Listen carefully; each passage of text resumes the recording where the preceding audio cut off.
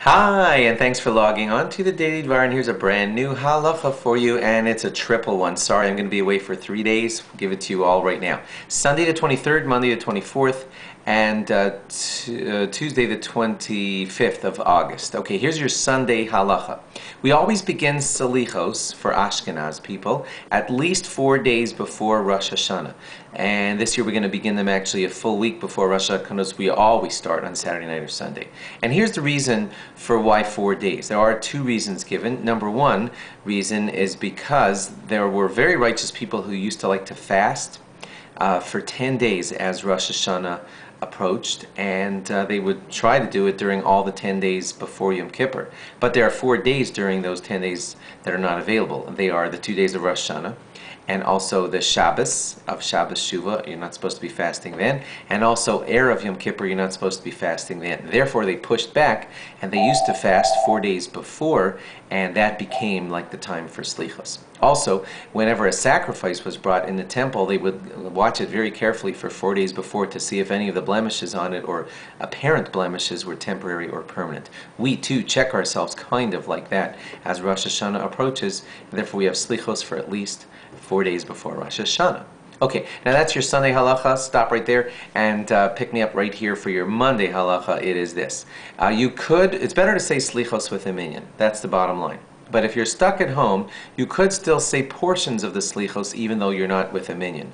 The parts that you won't be eligible for are mostly the parts where you say Hashem, Hashem, Kel, Rachum, Lechanun. That's called the 13 attributes of God. That is only recited when you're there together with a minyan. So if you're ever saying slichos at home, you can't recite that part.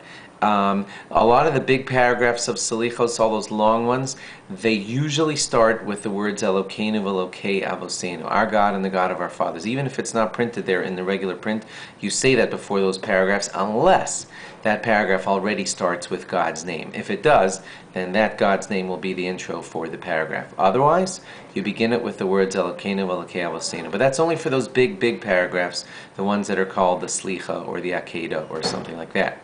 Now, lastly, here's your halacha for Tuesday, the 25th, and it's the 6 characteristics that are necessary when choosing the perfect chazan for your salichos and for your Rosh Hashanah davening. Don't just pick a guy who sings well.